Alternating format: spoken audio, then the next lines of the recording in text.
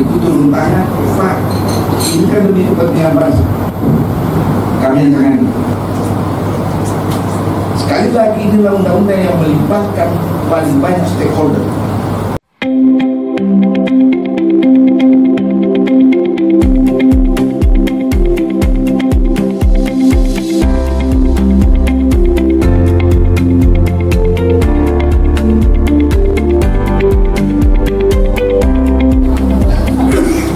Jadi bapak-bapak, itulah kisah atau alur cerita mengenai pembuatan undang-undang. It's about humanity. That's it. Kalau prosesnya dan motifnya humanity, tentu saja implementasinya harus tetap menggunakan patron yang sama. Ya. Ya, instrumennya adalah humanity, instrumen awalnya, tentu proses implementasinya juga harus berdasarkan prinsip humanity. Ya kan? Jadi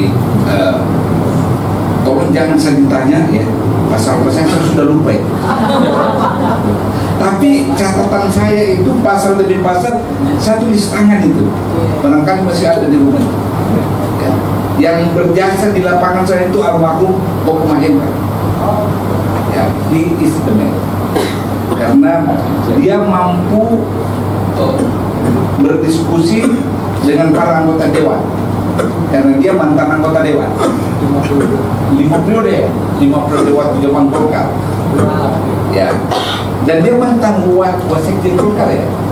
Karena itu mudah sekali bagi dia untuk ya. Jadi kalau ibu-ibu mau mengenang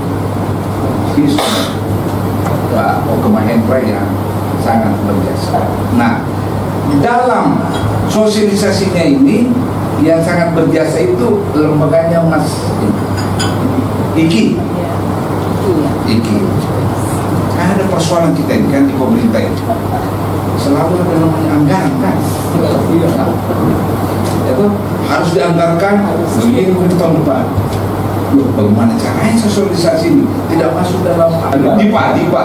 Nah ini beliau ini itu juga jadi Iki itu turun tangan, Pak. Ini kan demi kepentingan bangsa. Kami yang tangani. Sekali lagi inilah undang-undang yang melibatkan paling banyak stakeholder. Undang-undang. Jadi ketika sosialisasi saya tidak perlu rapat lagi kan untuk menyusun anggaran.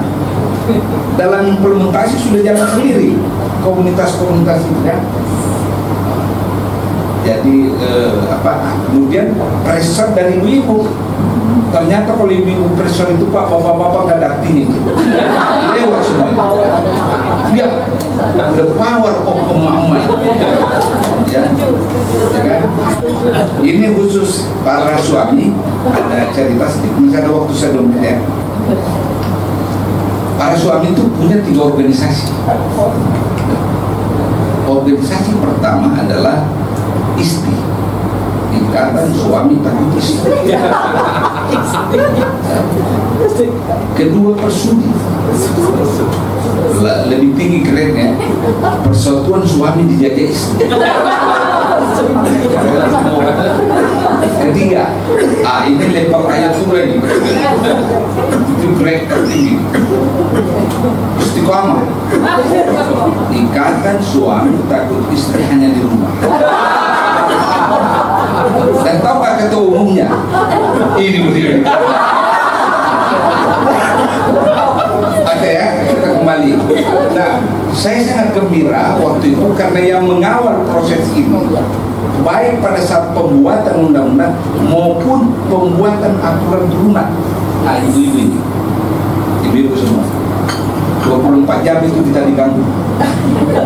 Tiada hari Minggu, tiada hari Sabtu. Dan hampir-hampir saya bernyanyi ke ibu-ibu ini, tiada maaf bagimu. But anyway, bapak-bapak dan ibu-ibu, masalah kewarganegaraan dan kewarganegaraan itu adalah dinamis. Tunduk pada tuntutan kondisi sosial yang ada. Ya. Kalau ibu-ibu apa istilahnya diaspora ya, minta bagaimana kami juga bisa double citizen, itu tunduk pada hukum dinamika sosial. Apakah kondisi sosio politik bangsa kita sudah sudah memungkinkan untuk ikut atau menerima?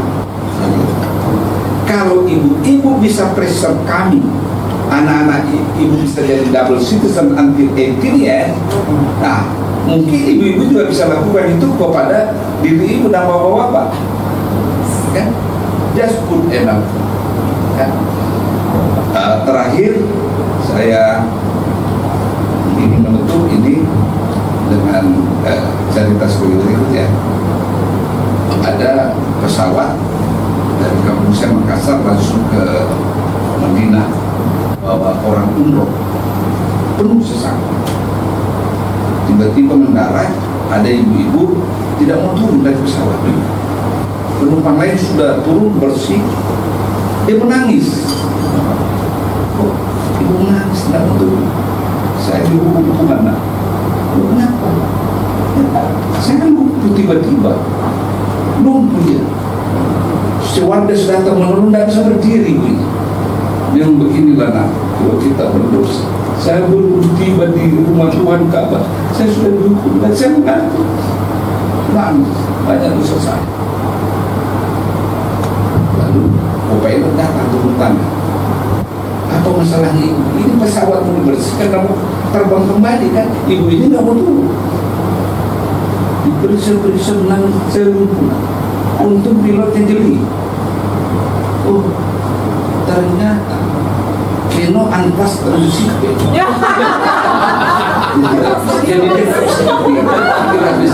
terima kasih, saya harus pergi ya.